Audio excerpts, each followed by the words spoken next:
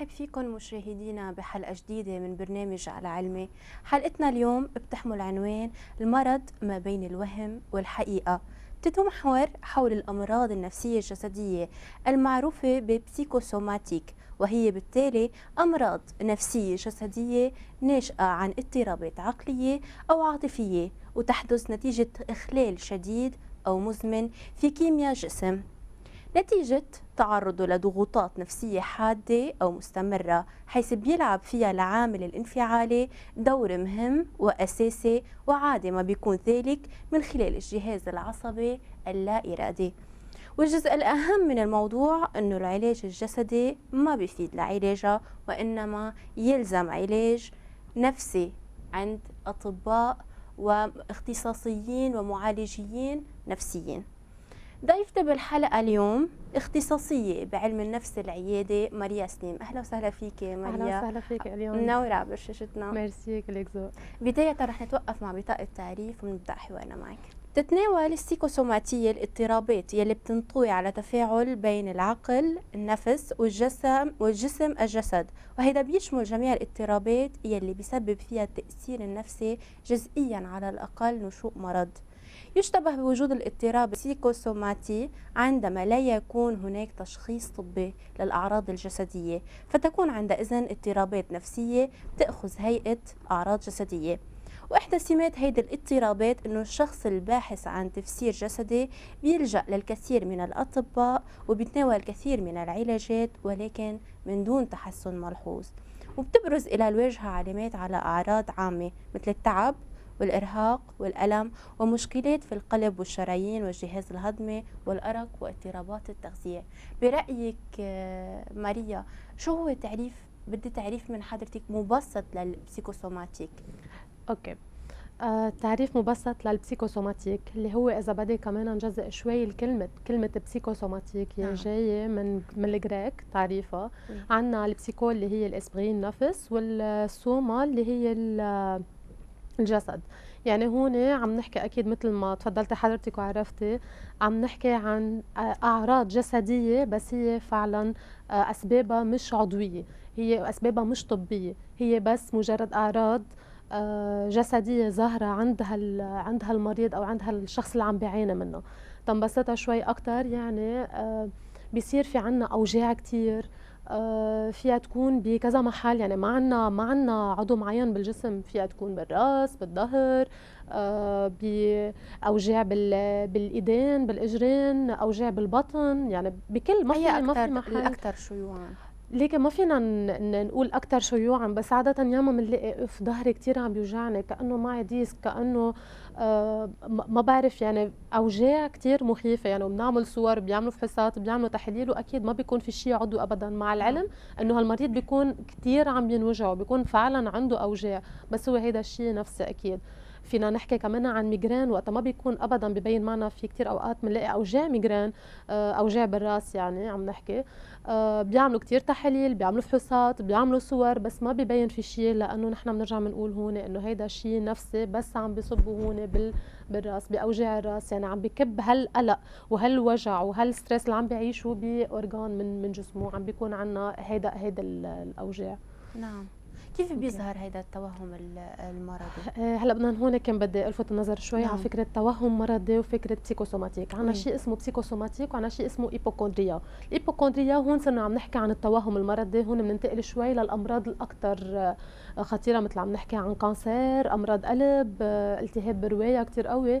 هون كمان ايبوكوندريا او التوهم المرضي، اللي هو كمان عم نحكي هون عن توهم وافكار، يعني ما بيكون في عنا يعني ما بيكون في عنا ما في نتائج بالتحاليل، بالفحوصات، بالاستشارات الطبيه. وهون كل ما المريض عم يتوهم زياده وعم ببطل يوثق بهالتحاليل، مع انه هو فعلا ما في شيء، هذا بس توهم، هذا شيء موجود بس براسه بافكاره، ما في شيء عضوي، ما في شيء طبي ببرهن هالاوجاع او هالحاله اللي عم بيعيشها المريض. كل ما هون زادت قلة ثقة المريض بالتحاليل بالفحوصات، كل ما زاد الوجع والوهم عنده، وخلاص وبيعتبر هون نهاية العالم، وهو مريض عنده كانسر، عنده مرض خطير ومرض مزمن. وهون بنشوف كمان المريض بلش ينعزل، خلص هو تقوقع بمحل معين وعايش بهالوهم المرضي اللي هو فيه. نعم، برأيك هل النتائج ممكن الطبية لما شخص يكون عنده هيدا المرض وتظهر النتائج الطبية انه هو سليم، ما فيه اي شيء طبي ملموس، هل برأيك ممكن ببطل يحس بهذا الوجع؟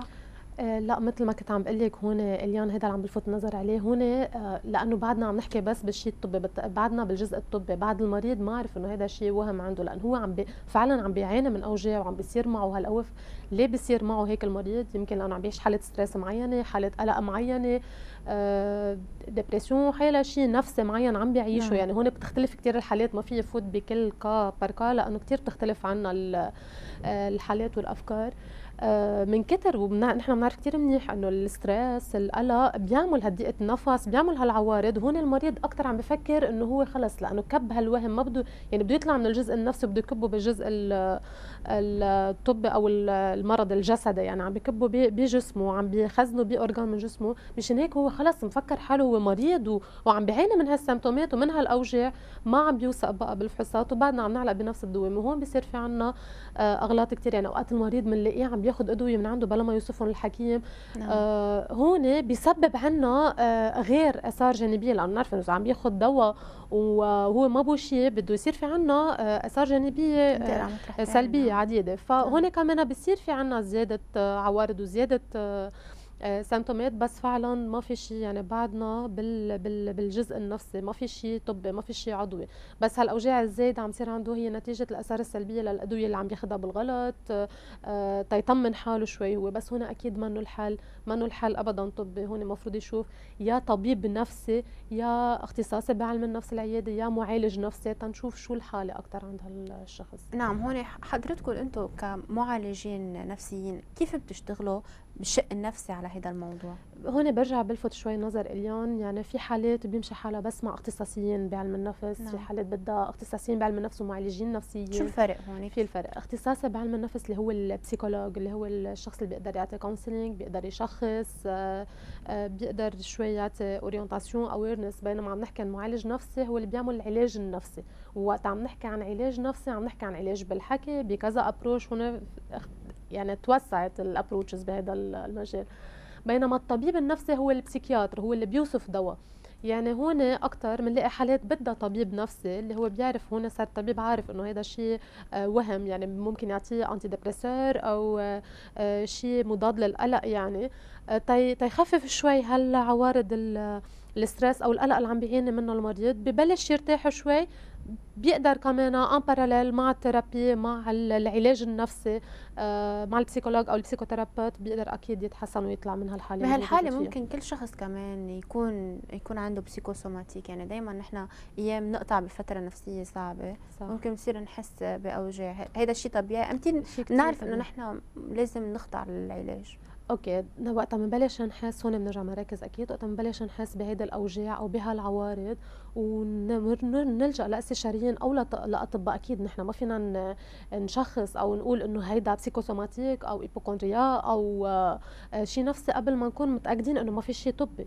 اكيد يعني هون مفروض نعمل فحوصات، نتاكد، نشوف الاستشاريين المختصين بالمحل اللي عم بيكون عم بيوجعنا فيه، بالاوجاع، بالعوارض اللي عنا اياها.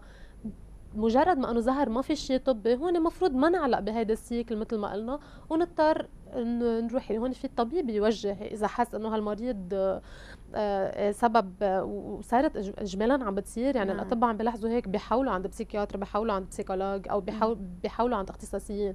بيلفت النظر انه يمكن الموضوع ستريس او قلق مأثر عليك، هون بيكون احسن اذا بتشوف مثلا طبيب نفسي او اختصاصي نفسي بهذا المجال. فاكيد بس نتاكد انه ما في شيء عضوي، اكيد لازم نلجا للاختصاصيين. هلا بالاوضاع اللي بنعيشها، من العوامل الاكثر تاثيرا، هل ممكن العامل المادي او الاقتصادي يكون اكثر شيء هو اللي بيعرض الشخص ليصير عنده بسيكوسوماتيك؟ هلا هون ما فينا نعتبر انه اكثر شيء، بس ما في شك انه هو اكيد من الاسباب اللي بيصير في عنا هيك. مثل ما حكينا عن اوجاع راس، اوجاع كتاف، اوجاع ظهر. اذا بدنا نحكي تقلك ليش حددت هول الاوجاع تحديدا بالبسيكوسوماتيك؟ لانه عاده وقت بتضيق الاحوال الماديه عنا او الوضع الاقتصادي الراهن بيكون شوي هيك ثقيل اذا بدنا نعتبر وضع اقتصادي مش ظابط يعني. بصير في هالقلق هالستريس اللي عايشينه، كيف بدنا نكفي، كيف بدنا نأمن هالمعيشة. وهون وين أكتر بتزيد عنا إذا كان شخص عم بيشتغل وانفصل من شغله، مثل ما صارنا فترة عم نعيشها وما بعرف لأي متى معقول تضل هالفترة. يعني هون زاد القلق عنده، يعني بطل عم بيرتاح. يعني اوكي الوضع الاقتصادي عم بيتدهور، الوضع المعيشة عم بيتدهور، كله فوق راسه. بتحسي خلص راسي كتير عم بيوجعني، مش قادر بقى اتحمل، وبصير في وجع راس فعليا، بس هو ما في شيء عضوي. هو قد ما هالستريس، قد ما هالقلق اللي عايشه عم بكب وجع راس او وجع الكتاف، حامل هالدنيا كلها سوا على كتافه. اذا كان رب اسره او كيف بده يأمن هالمعيشة، كيف بده يكفي هالحياة. اوجاع الظهر كثير بنلاقيها كمان عند النسوان، بنلاقي اوجاع ظهر وديسك وهيك، قد ما انا حامله حامله حامله مش قادره بقى نعم. هون مين من الطرفين الاكثر عرضه له؟ ليك كل مرض، يعني كل شيء بسيكوسوماتيك له نسبه معينه بالهيدا. يعني في مثلا اوجاع الراس بتلاقيها عند الاثنين الذكور والاناث. يعني اوجاع ظهر بتلاقيها هيك، مثلا اوجاع بطن عند النسوان اكثر، المغص اللي هيك حسب بتختلف يعني، بس بتتفاوت. يعني في اوجاع مثل ما قلت لك، مثلا اوجاع البطن بتلاقيها عند النسوان اكثر، اوجاع الظهر كمان، اوجاع الكتاف، اوجاع الراس بتلاقيها شوي عند الرجال اكثر. يعني حسب شو الاورجان وشو المعقول الحمل اللي يكون حامله هالشخص، القلق اللي عايشه، هالستريس اللي عايشه، على شو عم بيسبب. اذا بدنا نخلي المشاهدين يعرفوا ممكن اذا هن بيعانوا من هيدا المرض النفسي، فينا نعدد بس تحديدا يعني بشكل كنقاط، شو هن الاعراض؟ بيصير في عنا ضيق نفس، اوقات بيصير في عنا وجع راس انه مش طبيعي، مش محمول بقى خلص. مش قادر اتحمل. بيصير في عنا وجع كتاف، في عنا وجع بالمفاصل كمان، هيدا كتير بنلاقيها وكتير شائعة عند النسوان كمان. بيصير في عنا وهنا عم نحكي اكيد كل هول وبيلجأوا يعني، واكيد المستمعين او المشاهدين حيكونوا منتبهين انه اوقات بيلجأوا لاستشارات طبيه وما بيكون في شيء فعليا. يعني هن اذا اخذوا مهدئ معقول يرتاحوا. ما فينا نستثني ولا عضو صراحه اليوم، لانه عن جد يعني تقريبا كلها شائعه، بس هو كله اجمالا مربوط ببعضه. صح، كله مربوط ببعضه. بطلي تعرفي منين الوجع. ما في يعني ما فيك تحددي وتهم لي شيء على حساب شيء ثاني، لانه الميجرين كثير شائع. الميجرين النفسي عم بحكي، لانه في كثير اوقات معقول يكون. شو هو الميجرين النفسي؟ كيف نقدر نفرقه؟ الميجرين يعني وجع الراس اللي بيكون ما في، بيعملوا سكانر، بيعملوا فحوصات، بيعملوا، بس ما في شيء، ما بيكون في شيء ابدا، بس بيكون في وجع راس مش طبيعي عند هالشخص يعني. وجع الكتاف، وجع الظهر مثل ما قلنا، الركاب، المفاصل، المغص. كثير بنلاقي مغص عند النسوان، اذا شيء بالاكثريه معقول تكون موجوده. اوجاع المعده كله سوا، يعني ما في ولا اورجان ما بتتركز فيه هالسيمتومات. ايام الاطفال كمان مثلا بيعانوا من التوهم المرض، يعني بيكونوا هن ما بهم شيء بس بيصيروا يتوجعوا. شو السبب؟ هلا هون بدي ارجع اركز كثير منيح كمان كرمال ما يصير في لخط للمشاهدين. وقت عم نحكي عن توهم مرضي عم نحكي عن الاشخاص من ال40 سنه وطلوع، تنبلش نحكي هون بتوهم مرضي وبيبقوا وبهالشيء. الاولاد بعد ما بيفهموا هالقد بامراض خطيره، بس الاولاد اكيد بيعانوا من هيك قصص تيلفتوا نظر الاهل. يعني في يكون انه وجع بطن، وجع راس عم بيوجعنا او شيء، هو فعلا ما بيكون في شيء، بس بيكون بدون لفت نظر شوي من الاهل. هون كمان اكيد كل ولد بتختلف الحاله عنده، حسب هالمعاش هالولد شو، حسب طريقه تصرف الاهل مع هالولد، حسب شو المشكله اللي عم بيعاني منها الولد وبده يكبى بشيء من جسمه. هون شو دور الاهل تحديدا؟ اكيد هون دور الاهل يعرفوا يسمعوا اول شيء هالولد، وبيكونوا بدهم يجربوا يشوفوا شو الشيء اللي عم بيزعجه. هلا اول شيء ما فيهم يغضوا النظر، لأ مثل ما قلنا الولد ما رح يعرف يميز اذا هذا الشيء نفسي ولا لا. اكيد بعد ما يتاكدوا انه ما في شيء عضوي بدهم يشوفوا شو القلق اللي عم بيعانوا منه الولد، ان كان مشاكل بالمدرسه، ان كان مع اصحابه بالانتوراج تبعه، ان كان مشكله مع اهله مش قادر يوصلهم مسج معينه في طريقه، في مشكله بالكوميونيكاسيون بالحوار مع اهله. في كتير مشاكل عند الاولاد يعني بدنا نكون كتير قراب منهم، بدنا نعرف كيف نتحاور معهم تنفهم شو عم بيعانوا وليش عم بكبوها بهالمجالات يعني. نعم. هل بظل هالاوضاع الصعبه هلا الراهنه بالبلد عم بيكون في هيدي الحالات اكثر بالبسيكوسوماتيك؟ طبيعي. طبيعي عم بيكون في حالات بالبسيكوسوماتيك، عم بيكون في عنا حالات عند الأولاد أكيد، وعم بيكون في عنا حالات بالإيبوكوندريا، لأنه مثل ما قلنا هو هدول الحالات بيجوا نتيجة القلق والستريس. نعم. والبلد صار له فترة يعني، وما بنعرف لأي متى بعدنا عم نعيش هل الأزمات إن كان اقتصاديا، كان معيشيا، كان انسكيورتي، ما في استقرار، ما في ستابيليتي. على طول عم نشوف يعني مؤسسات عم بتسكر. يعني ما في شيء عم بيريح شوي هالعالم تيبلشوا يحسوا شوي الاستقرار ويخلصوا من هالستريس اللي عم بيعانوا منه. مشان هيك كتير مهم، كتير مهم بس نبلش نعاني من هالعوارض نلجأ على طول لاختصاصيين تا ما تتطور الحالة عنا ونقدر نخلص منها بطريقة أسهل. إذا هيك بدك تقولي شيء ممكن يخفف أو ممكن يساعد المشاهدين إنهم ما يصير عندهم هيدا الحالات، شو بتقولي أكيد. لهم؟ هلا إذا بدنا نحكي شوي ان جنرال، يعني مثل بكل الحالات بدنا نبلش نخلق شوي يعني يا حيكون عنا مثلا اوقات فراغ، ما بدنا نخلي اوقات الفراغ كتير تسيطر علينا. نعم. بدنا بنجرب نخلق شوي روتين يومي نعبي وقتنا فيه. نلجا لاكتيفيتي فيزيك، يعني مش ضروري عم نقول سبور ورياضه وهيك، بس انه على القليله شوي افوار فيزيك تهل أنا الاشخاص بعرف إنه سبور يلجأوا. كتير بيساعد. السبور اكيد كتير بيساعد بكل الحالات، بس في اشخاص ما بيحبوا يعملوا سبور، ما فينا انا اقول له لا انت مجبور تروح تعمل سبور نعم. تتخلص من هذا العرض. عم اقول للي بحب في قصص تانية غير سبور، يعني في عالم تحب تحضر اكل، تلاقي حالها بشيء، تتعلم اشياء جديده يعني. هلا كمان مع السوشيال ميديا والاخبار، مع التطور مع التكنولوجيا في كتير امور تقدر تلتهي فيها، تتعود لك شوي عن هالستريس وهالقلق والفوكس على جسمك وعلى اوجاعك وعلى السيمتومات اللي هي اصلا قلنا انه ما لها شيء عضوي، ما لها نعم. سبب طبي ابدا. فمشان هيك لازم نجرب قد ما في الواحد يلتهي، يطلع شوي من هالحاله اللي عايش فيها. الوضع على الكل مش على اشخاص معينه، بس انه هيدي فتره اكيد وبدنا نعرف كيف نتعامل معها ونطلع منها. فما نتاثر كتير بالاوضاع الراهنه بهالامور اللي عم بتصير، تنقدر شوي نساعد حالنا ونقاوم ونحارب ونكون بوزيتيف، تنقدر نعرف كيف بدنا نشتغل، والا حنضل قاعدين نعم. وحيصير معنا قصص بالبسيكوسوماتيك اكثر واكثر وما حنقدر نحل شيء يعني بالنهايه. ماريا، حتى ايام طالما كنا عم نحكي عن السوشيال ميديا، حتى ايام السوشيال ميديا ممكن بتسبب هيدا الشيء. يعني ممكن شخص مثلا بيعصب من ورا السوشيال ميديا، صح. بيشوف شيء، بيشوف مشاهد منها حلوه. صح. السوشيال ميديا كتير بتساهم بانتشار هالاشياء. مشان هيك وقت بنحكي عن السوشيال ميديا خلينا نلجأ شوي للقصص البوزيتيف، القصص اللي نتعلم منها، القصص الفيديوهات الفاني شوي. بدنا نجرب نظهر حالنا شوي من هالحالات اللي عم نعيشها، من من كل شيء يعني. كل شيء بيسبب لنا قلق وستريس ومشاهد مؤلمة إذا بدك، نجرب نبتعد شوي عنه. نبتعد عنها، نعم. لأنه عم بتعيش فينا، عم بتسيطر علينا، عم بتأثر فينا يعني. من هون ما عم نقدر نظهرها، عم تطلع فينا يعني، عم تصير تأثر علينا، عم بتزيد الستريس وعم بتزيد القلق اللي نحن اوريدي عايشينه، والانسكيورتي والانستابيليتي اللي اوريدي هلا عايشينها يعني.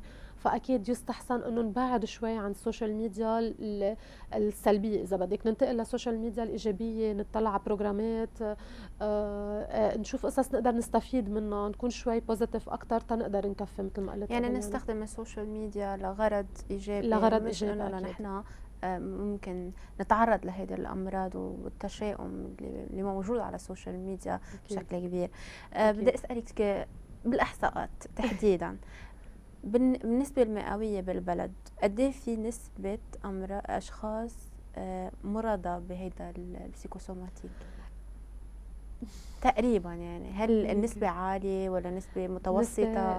نسبة عالية وعم تعلى، ايه بس تحديدا نسبة تحديدية يعني ما في شيء بعد ارقام كتير واضحة على هذا الموضوع، بس كل اللي بقول لك اياه انه النسبة عم بتزيد، النسبة عم نعم. تعلى، ايه طول ما الاوضاع عم بتسيء النسبة عم بتزيد يعني. نعم.